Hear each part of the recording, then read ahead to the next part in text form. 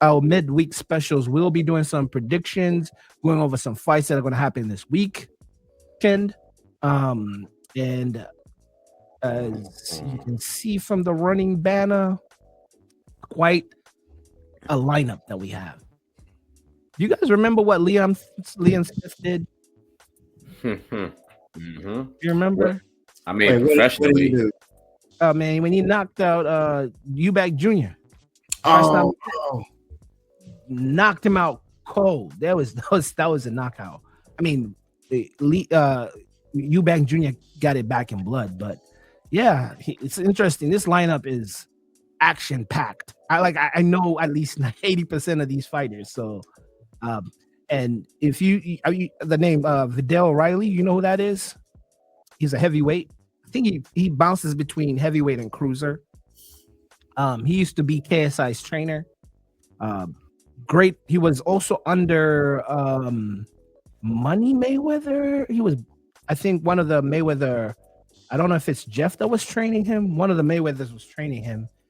He's a good heavyweight fighter out there overseas. I mean, he's UK and Las Vegas based. So these are some legit names. But the crown of the day, the one that is going to be headlining this is the fight that has been wanted for 35 years. If you remember Nigel Benn, you remember the OG, Chris Eubank. Now their sons are getting into it. We have Conor, who's Nigel's son, and then we have Junior fighting, just like how they shook up the world 35 years ago, or was it that long? I think it's 35 years ago, something like that. When their fathers danced together, the sons are going to do the same thing. Although this time, one of their fathers won't be in the corner for son, and it's one of those things that reminds me of Floyd Mayweather and his pops when they're going through their trials and tribulation. And yeah, did you guys see today's presser, their conference thing they had before their fight Saturday? And they were having the back and forth about pain and all that stuff. Did not see the presser, but I was aware that Conor Benn didn't want to be in the same room as Eubank. So they were in the same room? Is that what they were in the same room, but of course, what people were in between them, they were sitting down and talking. So Eubank went on about pain, and he said boxing is no pain. He kind of just going through what pain is, because you heard about his brother that died, or his body still in overseas, I think in Dubai, somewhere in the Middle East, and they could not find him. And right now, Chris is taking care of his 3-year-old son. And then he's like, pain is when your dad has not spoke to you in 3 years or years upon because he thinks you're a disgrace. He's like, fighting this guy is not pain. He's like, so it's kind of like Chris Eubank is going through it mentally. And he was talking about boxing being easy. And because somebody said, are you scared about, because we know Conor Benn, explosive, kind of does like the peekaboo style.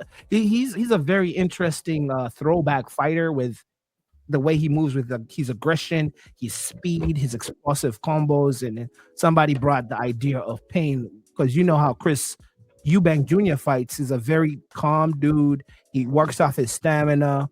He's a volume puncher. He has a great chin. Sometimes he gets sit. They sit him down because of that. But it was a pretty interesting presser. And I mean, last time they had a presser, somebody got hit with an egg. But it's something that that is of sight. I mean, I highly recommend and suggest, if you've not seen it, go out there and look for that presser that they had today. But fellas, what's your take on this matchup? I mean, I don't really need the theatrics accompanying it. It's great storylines. Kind of like when the daughters of Ali and Frazier fought. You can tie it to the past. That's great. Great storylines and great historical context. But I think this is going to be a good matchup.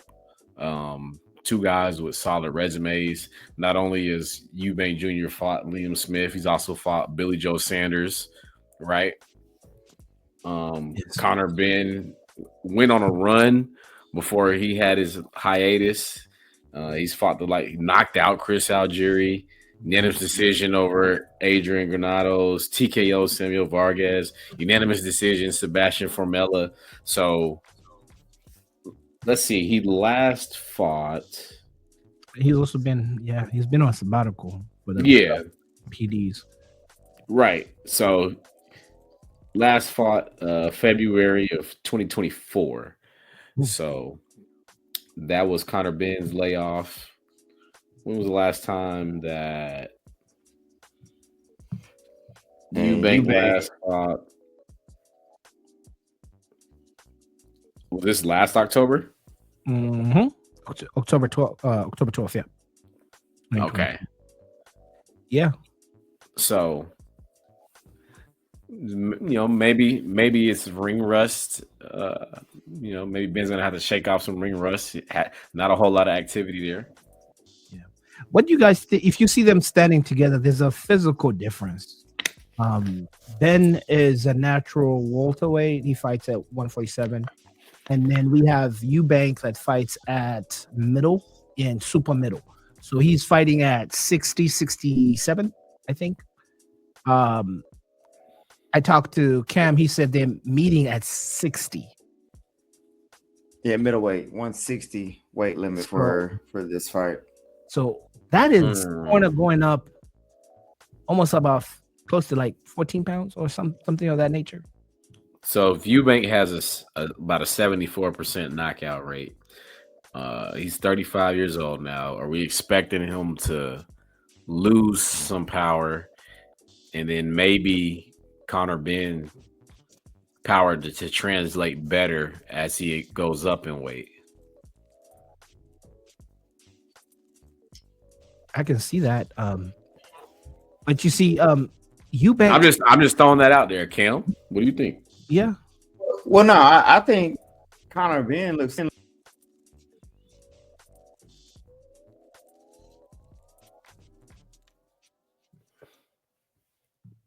Can you hear? Am I? Yeah. It's just it is two divisions. See, we jumping up from 147, so we just hope that he's been training at that weight or walking around a certain weight that gives him the confidence to get in that bout and perform that way. He's going to be trying to knock this guy out. The biggest thing is, does he keep his composure? Because Chris Eubank may have just frazzled Conor Benn on such a level that he makes a mistake. Right. There will be a size difference. So has Ben's last two fights been at 160? Because I see 145, 147. They've been last welterweight. Wait, let me make sure. I think so. I'm looking at 2022 welterweight. He's a welterweight. Last fight he weighed in at 150. 150. Okay. And then Rodolfo he weighed in at 154 weight limit. Yeah. So and in 2022 against Chris Kierden, he came in at the welterweight limit at 147. Right. And I think that was Algieri as well. Algieri was welterweight. So he's been right on the money. So they're fighting at 154. So one division, but he's been fighting at welterweight for quite some time. First fight at this weight class. They might be telling us that he's been struggling to stay down that low too. Like there's another aspect to this fight. It's experience. Conor Benn is the exciting fighter, right? We've seen Eubank fight a long time. We've seen Eubank going through wars. He's had some wars. He does have the names on his resume. Actually, I wouldn't mind seeing a Eubank versus Boots. That's on a side note, but Eubank is clearly the more experienced fighter, but Conor is the one that I look at like, bro, Conor is like the British version of Tank. Like I want to see. I like explosive, athletic fighters. So it's weird. Like I'm seeing Eubank is kind of like the old man with the chin. You know, he's been through some battles. I don't know if his chin is still. He's been knocked out some cold knockouts that he's struggled with. So I don't know. It's gonna be a good fight, but you cannot knock experience or ring IQ. Also, I mean, we're looking down the card. Yard versus Lyndon Arthur definitely has implications on there.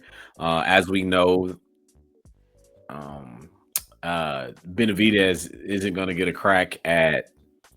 He's not going to get a crack at Bivol right away. So I want to say Eddie Hearn has thrown out the name Anthony Yard. It's Travis' favorite. He also said Callum Smith wants to fight Benavidez. So I like Yard, but Yard he's been one of those fighters. Like he has the Anthony Joshua in him. Like he was promoted at one time heavy, but what Beterbiev did to him. I mean, Beterbiev could do that to anyone, right? Beterbiev is not a joke, but what the two Russians did to him, it took away that whole mystique that the British media was giving him, because Yard was supposed to be the knockout artist, the prestigious Adonis body, like the whole Anthony Joshua hype, and Beterbiev came and did what Beterbiev does, dismantled him. If you remember, the guy we talked about, Kovalev, knocked one of the most brutal knockouts I've ever seen. Knocked him out cold.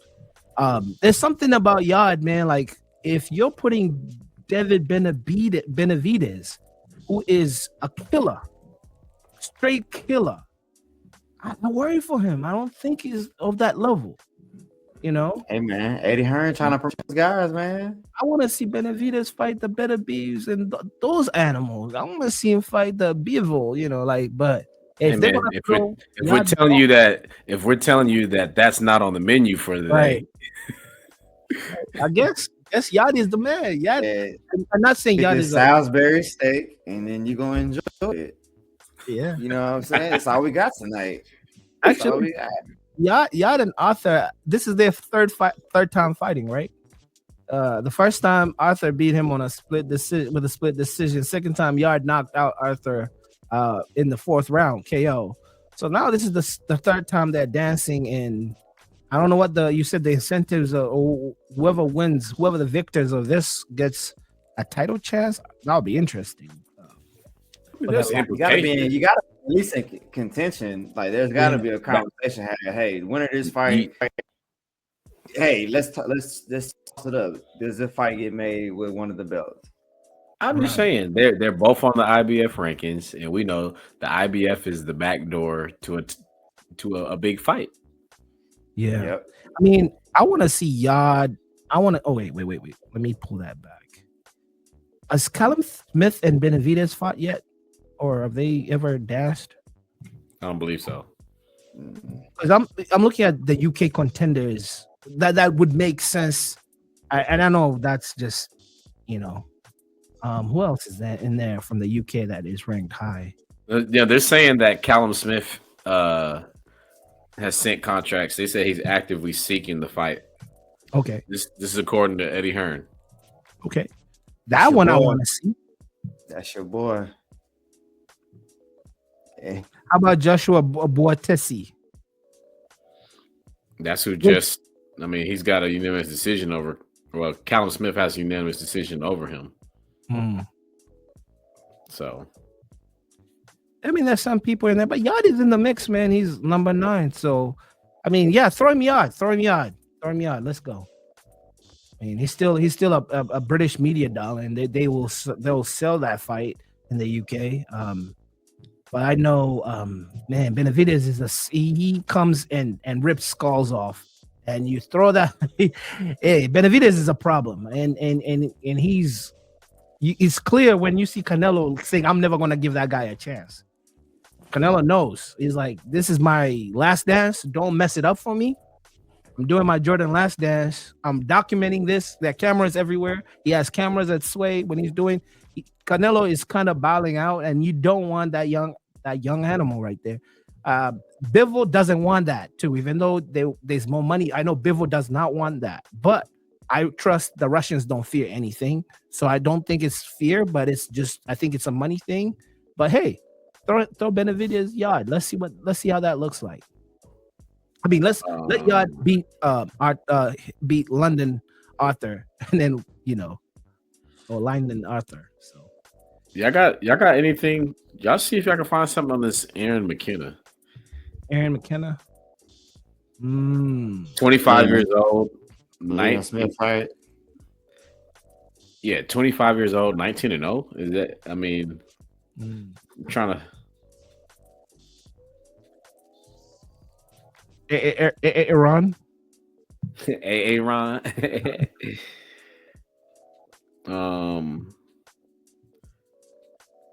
Yeah. Actually, I've seen this dude fight. I've seen him fight on Queensberry, I believe. I may have seen his last fight. This is a step up right here. I mean, Liam is a beast. Liam Smith is a beast. And they're fighting at the Tottenham Hotspur Stadium in Tottenham. This is in North London. I mean, WBC World Youth Champion, WBC International Champion. His nickname is the Silencer. He's Irish. Hey. I like that nickname. The Silencer. He's trying to see.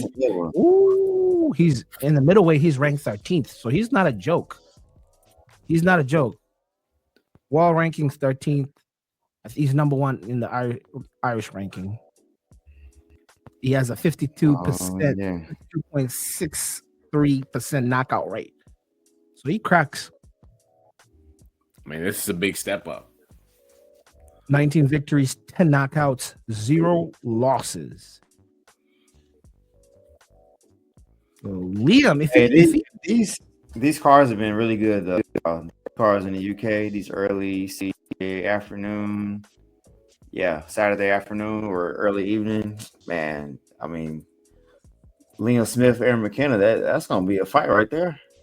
But all along I thought Liam Smith is older than me because he's always looked old. Like he had gray hair. He's had gray hair for the longest. The dude is only 36. I mean, that's old, but still, like, bro, 36. Yeah, he's only 36. He's been around for a long time, bro, and he's fought everyone. He's fought everyone. Jesse Vargas, he's fought Eubank twice. He's fought. He fought Canelo back in he fought Canelo in 2016. Hey, for real, he don't look too much different than Paul Wall right now. Man. Oh man, I'm telling Paul you, Wall rocking the gray right now too. Boy, he's younger than me. He look like one of those throwback hoopers you see. Like they like, bro, they wasn't hooping like that, and it'd be somebody like grandpa, like when they said they were playing against plumbers back in the day. Yeah, they would pull up a picture of him and be like, yeah, bro, might knock him out. So bro, he has almost a full head of grays, bro. That's crazy, and he's been like that for a minute. I'm like, dog, you aging like milk. Egg, you 30. All along, I thought he was 40 or something, like because he's been around for a while, and he's in 2016 he fought Canelo. I remember him fighting. He had gray hair back then, I believe. He was maybe in his 20s. Like that's crazy. Oh man. But anyways, that's a good one. After seeing what Aaron McKenna's record is and how is highly talked about in the Irish community over there. I was just looking some articles that he's a good fighter. I mean, that may be, sometimes you got to beat somebody that's been around to make a name. Because if he beats Mr. Smith, that'll be a statement and something to kind of bring him to the masses, especially in a big card like this. This is probably going to be a sold out arena. That arena holds about 60,000 people. So it's going to be a big stage. He better show out. Who else do we have? We have a couple of Smiths in this. bro. Yeah, Chris. Chris. I'm trying. Hold on a second, man. And I don't know if artificial intelligence is going to troll me on this or what, but it says Smith has also coached at Justine Hennon's Tennis Academy, the Harry Hopman Academy in Saddlebrook. He worked as the national head coach for Tennis Australia. Wait. Is this the same guy, Liam Mark Smith? It might just be a popular name, dog. Who previously held the world boxing. Is that AI tripping? AI putting two people together? So Liam Mark Smith is him, and his nickname is Beefy. So pause.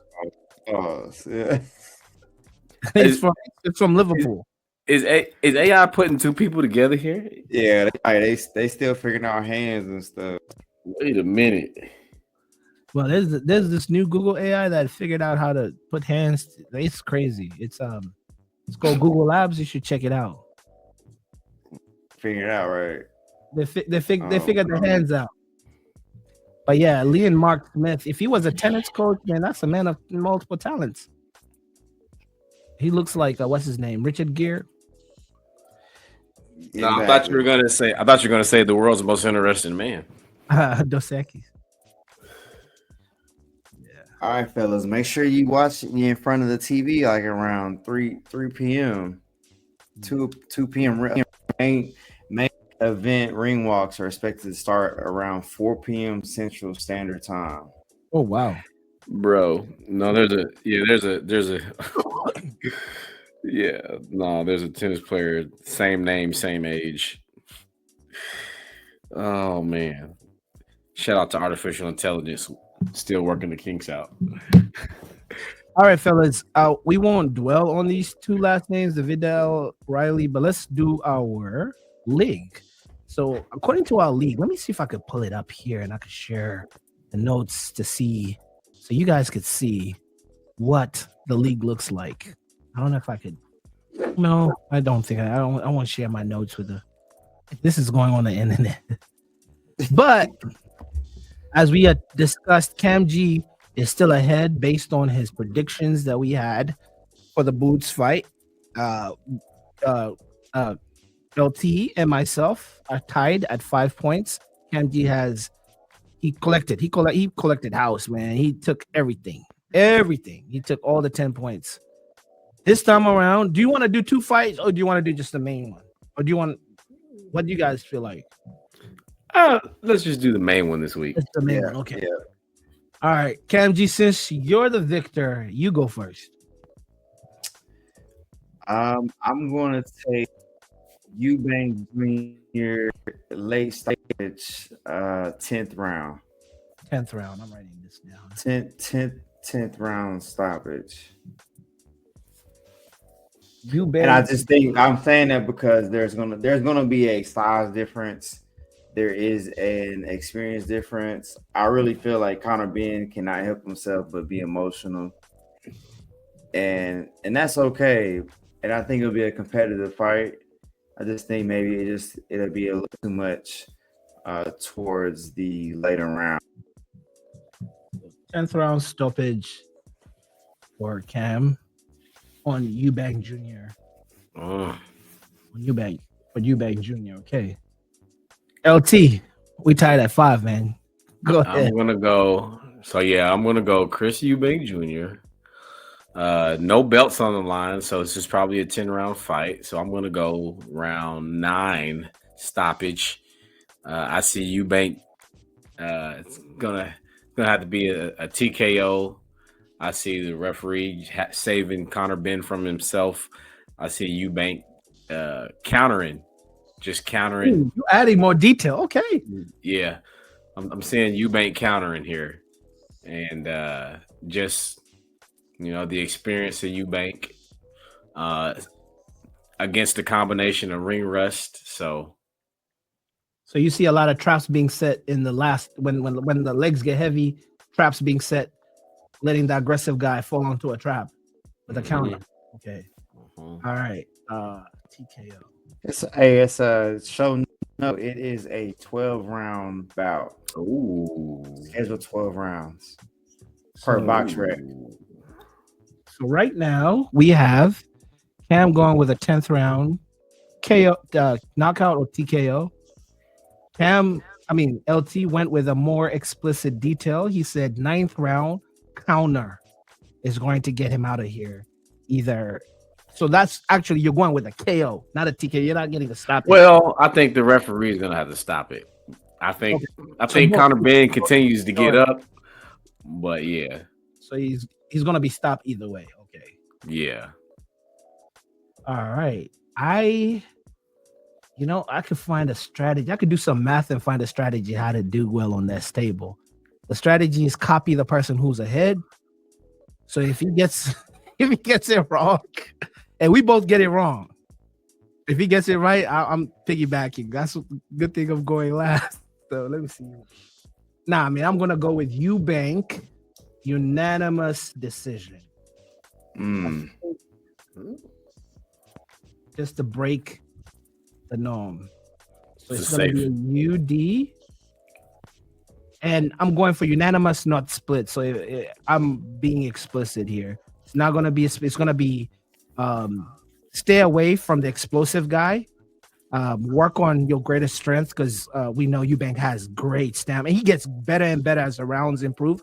Very good predictions because he does knock out people late.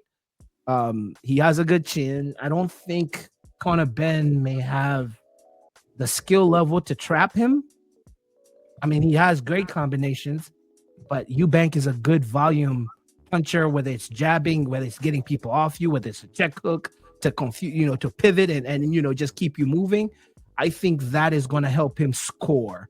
I don't think either fighter have that one punch knockout. So they're just going to hit you like a death by 1,000 cuts for both fighters. Conor Benn may have it at the 147 because those are smaller guys. I don't know how that translates when he's at 160. Maybe it's strong, maybe stronger, or maybe it's just the pop is not there. I don't know how that translates. I'll have to see that.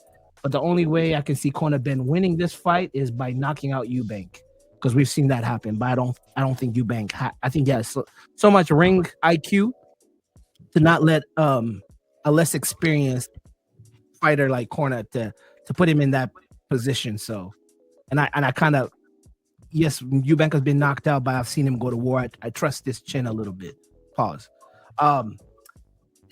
Yeah. So yeah, unanimous decision. Safe bet, 12 rounds. All right, let's see how that translates Sunday or Saturday, whenever they done with.